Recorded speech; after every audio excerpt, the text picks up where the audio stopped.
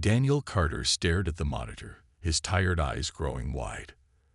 The pattern on the screen was unlike anything he had seen before. 3 years at Earth's Deep Space Monitoring Station had taught him to recognize normal space noise, but this was different. "Hey Daniel, you still here?" "Shift ended 20 minutes ago," called Kelly from the doorway, her keys jingling in her hand. Daniel didn't look up. "I think I found something." The signal pulsed with a strange rhythm, too ordered to be natural, too complex to be from any known source. He tapped a few keys, running it through the standard analysis protocols. "Come look at this," he said, waving Kelly over. She leaned in, coffee breath mixing with the scent of the station's recycled air. "Huh, that's weird. Where's it coming from?" "Sector 37, near the outer arm of the galaxy." Daniel pulled up the star charts. "Nothing out there but dead space, at least nothing we've cataloged." Kelly frowned. "Could be equipment malfunction." "I checked. Signals coming through on multiple arrays." Daniel ran his hand through his short brown hair. "And look at this structure. It's got embedded patterns, like some kind of data package." The computer beeped, displaying its analysis results. "Unknown origin. Type he. Possible artificial origin." Daniel reached for the red phone, the direct line to Captain Olivia Wright. "This better be good, Carter," came the captain's voice, sharp even through the phone line. "Ma'am, I've detected an unusual transmission. I think it might be a first contact situation." There was silence on the line for a long moment. "I'll be there in 10. Captain Wright wasn't alone when she arrived. 2 men in black suits flanked her, faces blank as stone. "Show me," she ordered, and Daniel pulled up the signal analysis. "It's been broadcasting for the last 47 minutes. The computer confirms artificial origin with 97% certainty. And there's something else." Daniel hesitated. "The signal appears to be directed specifically at Earth." One of the suited men stepped forward. "How can you be sure?" "The transmission is tightly focused on our system, not a broadcast in all directions. Whatever sent this wanted us specifically to receive it." Captain Wright's normally stern face showed a flicker of emotion. "What's in the data package?" "Don't know yet. It's encrypted or encoded somehow. But it's massive. Terabytes of information." The suited men exchanged glances. One stepped out to make a phone call. "Keep this quiet," Captain Wright told Daniel and Kelly. "Not a word to anyone, not even other staff." Daniel nodded, but his mind was racing. After years of searching the stars for signs of intelligent life, it had finally happened, and on his watch. Within hours, the station transformed. New equipment arrived, along with dozens of personnel Daniel had never seen before. Military types, scientists in civilian clothes, and more men in black suits. Daniel found himself in a sealed conference room, explaining his discovery again and again to different groups. The signal contained some kind of header information that our systems could partially translate, he explained to the latest batch of officials. It identifies itself as the last edict from something called the Galactic Council. A woman in the back spoke up. "A council implies multiple species working together." "Yes, Mom. If this is genuine, it suggests not just one alien civilization, but many." The room fell silent as the implications sank in. "There's something else," Daniel added. "The header says this is their final message before dissolution." "What does that mean?" someone asked. "I don't know. We need language specialists to decode the full message." As if on cue, the door opened, and a woman with curly red hair entered, carrying a laptop case covered in stickers from universities around the world.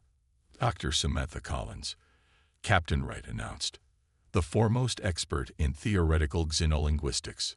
Samantha surveyed the room with keen green eyes. "So you folks found me a real alien language to study instead of making them up." Her smile didn't reach her eyes. "Let's see what we're dealing with." Daniel's stomach tightened with a mix of excitement and dread. Humanity had just been handed a message from the stars, and something told him that once they read it, nothing would ever be the same. Samantha Collins had been working on the alien message for 3 days straight. The temporary office they gave her at the Deep Space Monitoring Station had transformed into a nest of coffee cups and scribbled notes. Her laptop screen glowed with strange symbols as she muttered to herself. "Need help?" Daniel asked, entering with fresh coffee. Samantha's tired eyes brightened slightly. "Actually, yes. Your signal analysis might be the key." She pointed to patterns on her screen. "See these repeating structures? They're not random. They seem to be organizing information in layers." Daniel set down the coffee. "Like chapters in a book." "More like an entire library organized by topic," Samantha said. "But I'm stuck on the basic translation algorithm." Eric Mitchell knocked on the open door. With his thick glasses and rumpled clothes, he looked exactly like the brilliant programmer the government had rushed in from Silicon Valley. "I might have something," Eric said, moving to Samantha's computer. He connected his tablet and pulled up lines of code. "I've been analyzing the mathematical patterns in the transmission. There's a sequential logic that could be a key to decoding." Samantha straightened up. "Show me." They worked together through the night, Daniel providing signal data, Eric writing code, and Samantha applying linguistic theories never before tested on actual alien communication. At 4:17 a.m., Samantha's computer chimed. "We've got it," she whispered. First translation coming through. The three leaned forward as text began appearing on screen. "Final transmission of the Galactic Council. Preservation diary CTIV for Earth. Designated cultural or EPOSI to RI world." "My God," Eric breathed. It worked. Captain Wright arrived minutes later, followed by government officials who had been sleeping in nearby quarters. "What do we know?" Wright demanded. Samantha brushed hair from her face. "The message is from something called the Galactic Council. Apparently, it's an alliance of advanced civilizations that's existed for millions of years. And we never knew about it. Why contact us now?" one of the officials asked. "Because they're disbanding," Samantha said. "This is their final communication, literally called the last edict. They're entrusting us with something." More text was translating by the second. The room fell silent as everyone read the screen. "This data package contains cultural and scientific knowledge from over 10,000 civilizations," Daniel said in awe. "The Council is giving it to us for safekeeping." Eric pointed to another section. "Look at this, detailed schematics for technologies we've never imagined. Energy systems, medical advancements, space travel capabilities." "But why us?" Wright asked. "Why Earth?" Samantha scrolled through more translated text. "It says we were selected. Earth is designated as a preservation world. We're supposed to protect and maintain this knowledge." "Should we release this publicly?" an official asked. Heated debate erupted. Some argued for complete transparency, others for careful control of such powerful information. "There's more translating," Daniel interrupted. "A lot more." The room quieted again as a new section appeared. Samantha's face paled as she read ahead. "The Council isn't just disbanding voluntarily," she said slowly. "They're running from something." "From what?" Wright asked. "They call it the Void. Some kind of cosmic threat that destroyed multiple galaxies already." Samantha looked up, her face grim. "That's why they're giving us this knowledge. The Council is preparing for the possibility of their extinction." Eric pointed to another section. "Wait, look at these coordinates. They're in our solar system." Daniel leaned in, near Neptune. "But there's nothing out there except ice and moons." "According to this," Samantha said, "there is a Council outpost, hidden from detection, and we're being invited to visit." The room fell into stunned silence as the implications sank in.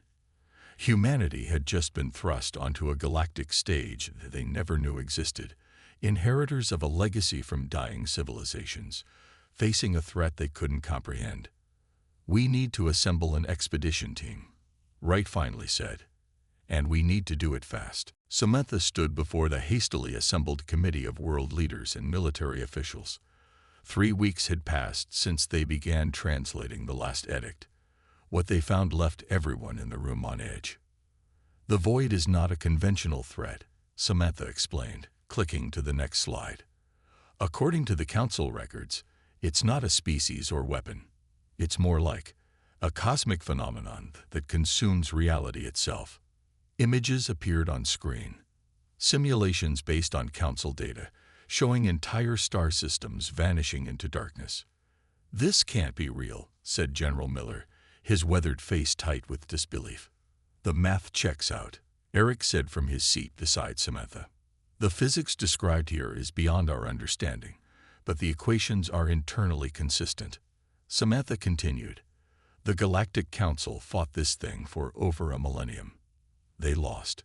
That's why they're disbanding. To scatter and hide their knowledge rather than face extinction together. Daniel, sitting in the back row, watched the faces in the room grow increasingly pale. And they chose Earth as one of these preservation worlds? Asked the UN Secretary. Yes, Samantha nodded. According to the translation, there are 17 preservation worlds across different galaxies. Each was selected to safeguard specific aspects of galactic civilization. What's our assignment? Asked the Chinese representative. Samantha took a deep breath. We're the cultural repository. Art, literature, music, philosophy from thousands of species across millions of years. The Council believes these are worth saving even if civilization falls. A murmur spread through the room. Why us? Someone asked. The edict says humans have unique creative and emotional capabilities. We interpret and connect with art in ways many species cannot. Samantha clicked to a new slide. We're not the most technologically advanced choice, but we're apparently the best suited for preserving the meaning behind the creations. Daniel raised his hand. Dr. Collins, tell him about the timeline. The room quieted. The void moves in what the Council calls consumption waves. Based on their calculations, it will reach the edges of the Milky Way within 8 years. Shock rippled through the assembly. What do they expect us to do? Demanded General Miller. If their advanced civilizations couldn't stop it, how can we? The edict doesn't ask us to fight, Samantha explained. Just to preserve, to remember, to ensure that something remains after the void passes. That's it. We just sit and wait for the end. The Russian delegate stood up, angry. Eric raised his hand. There's more. The Council outpost near Neptune contains physical archives, actual artifacts from thousands of civilizations. The edict indicates it also houses defensive technology that might help us protect Earth specifically, even if the rest of the galaxy falls. We need to reach that outpost, Daniel added. Now, the committee dissolved into argument about next steps, jurisdiction, and command structure. Through it all, Samantha stood silently, thinking about what she hadn't told them yet, the parts of the translation that mentioned humanity's true origins. Later in the hallway, Daniel caught up with her. You held something back in there, he said quietly. Samantha looked around to ensure they were alone. There's a section about Earth's history with the Council. It suggests we weren't just discovered, we were created. Daniel's eyes widened. What? Genetically engineered, or at least heavily modified, thousands of years ago. By the Council. She ran a hand through her hair. I need to confirm the translation before dropping that bombshell. Why would they create us? I don't know yet, but I think the answer is in that outpost. She looked at him intently. We need to be on that mission, Daniel. Both of us. As they spoke, elsewhere in the facility, mission planners were already selecting crew for humanity's first journey to meet its cosmic benefactors. And perhaps, though no one dared say it aloud, to learn how to face the end of everything they knew. The ship hummed quietly as it approached Neptune's orbit. After 2 months of travel, the international mission was finally nearing its destination. Daniel looked out the viewport at the vast blue planet below, its storms swirling in eternal patterns. Approaching target coordinates, announced Major Alan Reeves from the pilot's chair. The career military officer had been selected to command this historic mission. No visual contact yet. It should be here, Samantha said, checking her data tablet. The edict was very specific about the location. Lisa Doyle, the mission's xenobiologist, floated over to join them. Maybe it's cloaked. The Council seemed to have technologies far beyond ours. Daniel adjusted the sensor array, scanning all frequencies. The ship's systems beeped suddenly. Alan frowned at his controls. Something just pinged us, like a recognition signal. Look, Lisa pointed out the viewport. Before their eyes, space seemed to ripple and fold. Where there had been nothing but stars moments before, a massive structure shimmered into existence. It resembled a giant metal flower, with petal-like extensions radiating from a central hub. My God, breathed Alan. It's been here all along. The ship's communication system activated without prompting. A soft, melodic voice spoke in perfect English. Earth vessel identified. Welcome, preservation species designates. Docking protocols initiated.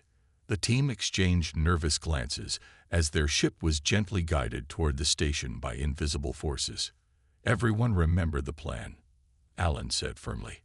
We explore, we document, we bring back what we can. No unnecessary risks. The docking procedure completed with a soft thump. After running atmosphere checks, the team suited up and prepared to enter the outpost. Daniel was the first through the airlock, his heart pounding. The interior was lit with a soft blue glow that seemed to come from the walls themselves. The air was breathable but carried a slightly sweet scent. It's beautiful, Samantha whispered as they entered a vast circular chamber. The walls were lined with what appeared to be display cases, each containing objects of varying sizes and shapes. Lisa approached one of the cases. Inside was what looked like a book, but made of thin metal sheets. These are artifacts, she said, physical items from the cultures mentioned in the Edict. Alan gestured down a corridor. Let's split up. Lisa and I will head this way. Daniel, you and Samantha check the central hub. As they separated, Daniel and Samantha followed a path marked with flowing symbols that resembled the ones from the Edict. They entered a dome-shaped room filled with floating holographic displays. This looks like some kind of control center, Daniel said. Samantha approached what appeared to be a central console. As she neared it, the console illuminated and a three-dimensional star map appeared above it.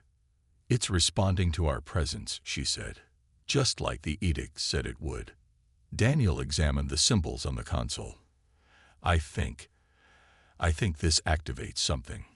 Wait, Samantha warned. But Daniel had already pressed his hand to the glowing panel. The room darkened momentarily, then lit up again. A humanoid figure formed from particles of light stood before them. It was tall and slender, with features that seemed almost human but not quite. Preservation species representatives identified, the figure said. I am custodian, caretaker of this archive. I have awaited your arrival for 2,743 of your years. You speak English, Samantha said in shock. I speak all Earth languages. The Council foresaw this meeting. The figure turned to Daniel. You have questions about your species' purpose and the preservation plan. Yes, Daniel said. The edict mentioned we were selected, but it didn't explain why. That information was withheld until confirmation of your arrival here. The figure gestured, and new displays appeared around them, showing human DNA strands with certain sections highlighted. Your species was not merely selected, the custodian said. You were created for this purpose. Meanwhile, in another section of the station, Lisa Doyle had made a discovery of her own. In a room filled with biological specimens, she found a display containing what appeared to be early human remains, but with subtle anatomical differences. The information panel beside it confirmed what Samantha had suspected.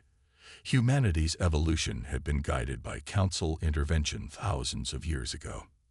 Alan, She called over the comm. "You need to see this. I think we just found our origin story." The four humans gathered in the central chamber of the council outpost, faces illuminated by the soft blue glow of the holographic displays. The custodian's light-formed figure stood before them, patiently waiting as they processed what they had just learned. "You're saying humans were engineered?" Alan asked, his military composure slipping. "Guided evolution is the more accurate term," the custodian replied.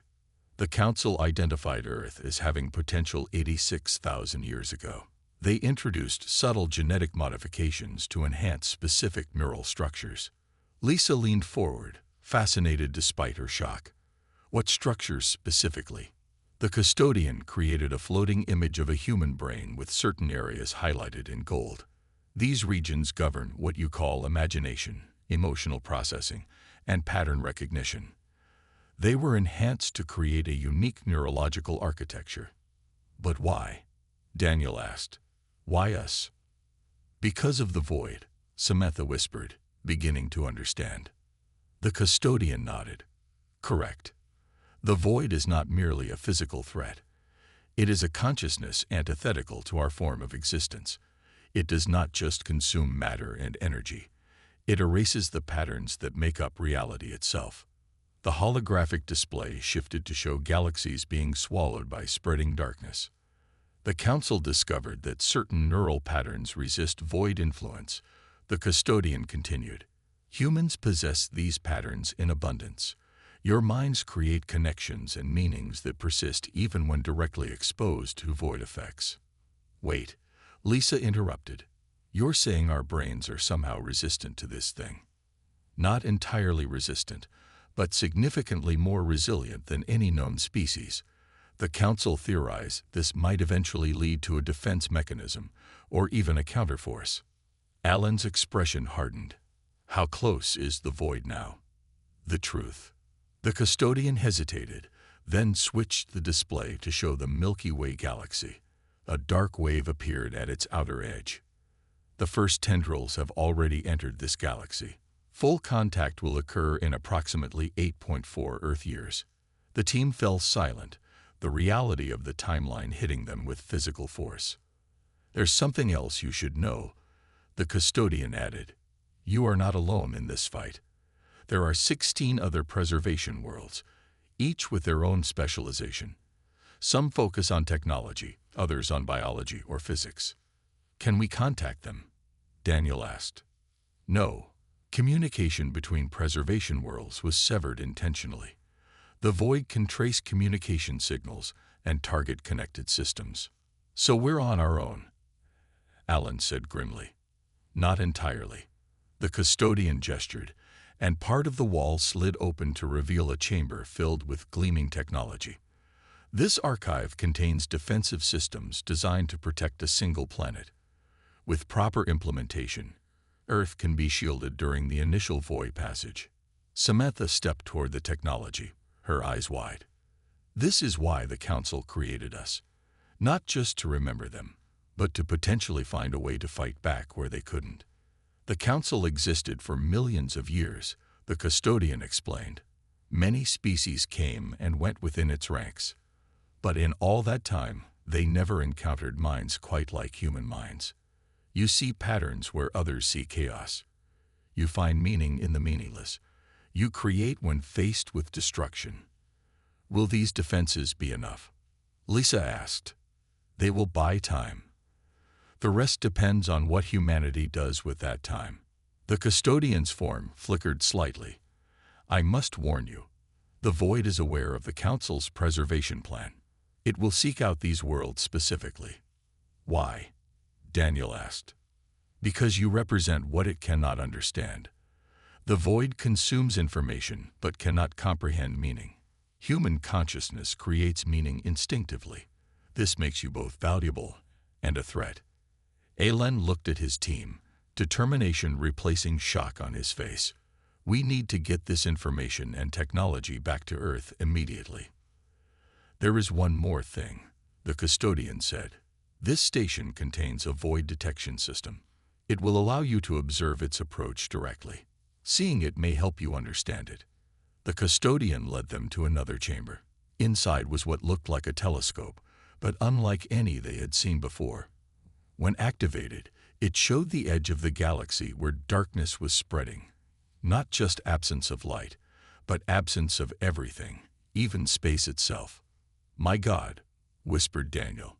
"It's already here." The return journey to Earth felt different.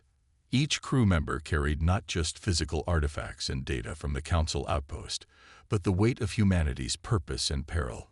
Daniel spent most of his time studying the void detection readings, trying to understand the incomprehensible threat approaching their world. "You should rest," Samantha said, finding him alone in the ship's small lab. Daniel shook his head. "Every time I close my eyes, I see it spreading. That darkness." "I know." She sat beside him. "But we're going to need clear heads when we land. The real work is just beginning." The ship's communication system crackled with an incoming transmission from Earth. Major Reeves answered from the pilot's seat. "Mission team," be advised. "A global security council has been formed to receive your findings. Representatives from all major nations will be present for your debriefing." "Understood," Reeves replied. "ETA to Earth, 14 hours. Lisa joined them in the lab, carrying samples from the outpost. "I've been studying the biological archives. The Council collected DNA from millions of species across the galaxy, many already extinct before the void even reached them. All that knowledge," Samantha said quietly, "all those civilizations. And we're supposed to save it all." Daniel rubbed his tired eyes. The landing was met with unprecedented security. Armed forces from a dozen nations surrounded the landing pad. World leaders waited in a secure facility nearby. The team was immediately whisked to an underground bunker for debriefing.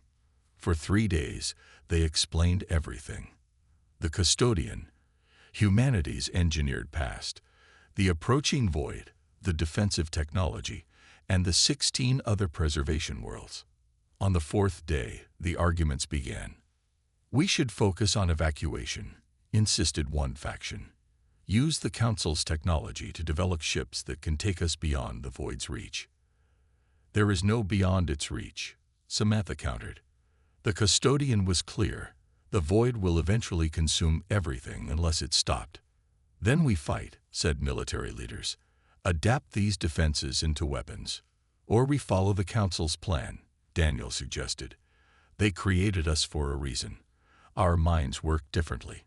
Maybe we can find a solution they couldn't see." The debate raged for weeks as the world's population remained unaware of the truth. News reports spoke vaguely of a breakthrough in deep space communication and international cooperation on a new scientific initiative. Then came the decision point. The UN Secretary-General called for a final vote. "We have 3 options before us," she announced to the Assembly. Project Exodus, using Council technology to escape Earth. Project Bulwark, converting the defensive systems into weapons, or Project Preservation, implementing the Council's original plan while searching for new solutions. The vote was close, but in the end, Project Preservation won by a narrow margin. Within days, a global initiative was launched. The public announcement was carefully crafted. A distant astronomical phenomenon had been detected that might eventually affect Earth. International cooperation was essential. A new organization called the Preservation Protocol would coordinate humanity's response. What wasn't announced was the full truth about the void or humanity's engineered origins. Those secrets remained with the growing number of scientists, engineers, and thinkers recruited to the project. Daniel found himself appointed as communications director, working directly with Samantha, who led the cultural preservation team. Together, they began the enormous task of integrating Council technology with human systems. "Do you think we made the right choice?" Daniel asked her one night, as they looked over plans for the first planetary shield generator. "I do," she replied. "Running wouldn't save us. Fighting directly would fail. But this," she gestured to the designs around them, the product of human creativity merging with alien knowledge. "This is what we were made for." Outside their facility, Construction had begun on massive archive complexes designed to house the cultural treasures of thousands of extinct civilizations. Artists and scholars worked alongside engineers and physicists. The preservation protocol grew into a movement that crossed borders and ideologies.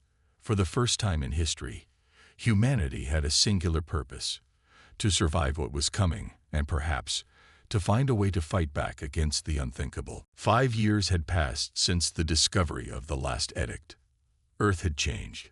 Cities now featured strange towers that pulsed with blue energy, shield generators built with council technology.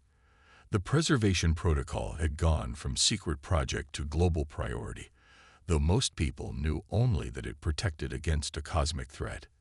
Daniel stood on the observation deck of humanity's Edge, the space station positioned at the outer reaches of the solar system. From here, they could observe the void's approach directly. "Ready for shift change?" Samantha asked, floating up beside him in the low gravity. "Just taking one last look." Daniel gestured to the specialized viewer. Through it, they could see what ordinary instruments couldn't detect: the advancing edge of the void. It looked like a wave of nothingness, eating stars and space itself. "It's moved 2 light-years closer since last month," he noted.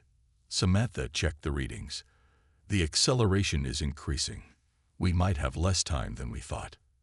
Their 5 years of work had transformed human understanding of the universe. Council technology integrated with human innovation had created defenses beyond what either civilization could have built alone. Earth now sat under 7 layers of shields, with more under construction. But would it be enough?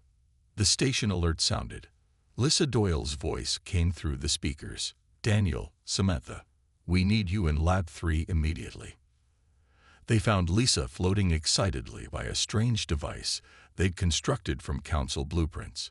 It generated small, controlled exposures to void energy for study. "Look at this," Lisa said, pointing to a sample container. Inside was a swirling pattern of light that seemed to push back against the darkness surrounding it. "What is it?" Daniel asked. "We've been exposing different materials to void energy for months with no results," Lisa explained. "But yesterday we tried something new. A crystalline structure embedded with human art." "Art?" Samantha leaned closer. "Music, actually. We converted Bach's compositions into crystalline patterns." Lisa's eyes shone with excitement. "When exposed to void energy, it doesn't just resist. It pushes back." "That's impossible," Daniel whispered, but he could see it happening. "It's exactly what the council predicted," Samantha said. "Human creativity encoded into matter creates a counterforce." Within hours, the station's command center was filled with researchers analyzing the discovery. Major Reeves, now General, joined by video link from Earth. "If this works at scale, we could do more than just defend," he said. "We could actually push the void back." "We need to test it further," Lisa cautioned. "But yes, the principles seem sound." Daniel looked at the data scrolling across his screen. "There's something else. When the Bach crystal repels void energy, it emits a very specific frequency, almost like a communication signal." Samantha's eyes widened. "Could we use that to contact the other preservation worlds?" The room fell silent. For 5 years, they had honored the Council's warning against communication between preservation worlds. But circumstances had changed. If each world has made discoveries like ours, combining our knowledge might be the key, Daniel said slowly. "Or it might draw the void to all of us faster," General Reeves warned. The debate lasted through the night. By morning, a decision was reached. They would send a message, not direct communication, but a modulated void repulsion pulse that would be detectable only by worlds with similar technology. 1 month later, the transmission was ready. Daniel sat at the control station, his finger hovering over the activation key. "Once we do this, there's no going back," he said. Samantha placed her hand over his. "We were created for this moment. Not just to preserve what was, but to find a way forward that even the Council couldn't imagine." Together, they pressed the key. The signal burst outward, a ripple of human creativity encoded in quantum frequencies, traveling along the very edge of the void itself. It carried no words, only the signature of Bach's music translated into pure energy, a declaration that humanity was not merely hiding, but preparing to stand against the darkness. 3 days later, as hope began to fade, they received a response. Not words, but music, an alien composition that nonetheless harmonized perfectly with their signal. Then another response came, and another. Across the vast distances between preservation worlds, a symphony was forming. The communications from the other preservation worlds changed everything. Each world had discovered different aspects of the void's nature, and together, a complete picture began to form. Daniel sat in the new global command center, built beneath the Rocky Mountains. Screens surrounded him, showing data from all 17 preservation worlds now in contact with Earth. "It's not destruction," he said to the assembled leaders. "The void isn't consuming reality, it's converting it." Samantha pointed to the 3D model floating above the central table. According to the Elysian World's research, the void is actually a different form of existence trying to expand. Not evil, just incompatible with our universe. General Reeves frowned. "Does that change our defense strategy?" "Completely," Lisa said, entering with new data tablets. "If the void is another form of existence, then we're not fighting destruction. We're negotiating a boundary." The room buzzed with voices as the implications sank in. The discoveries had come rapidly once communication between preservation worlds opened. The world of Elysian had specialized in physics and discovered the void's true nature. Zenith had developed translation matrices to decode void patterns.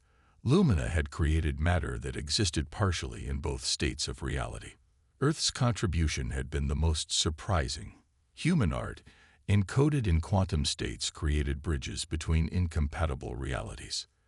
"The final component arrived from Meridian this morning," Lisa announced.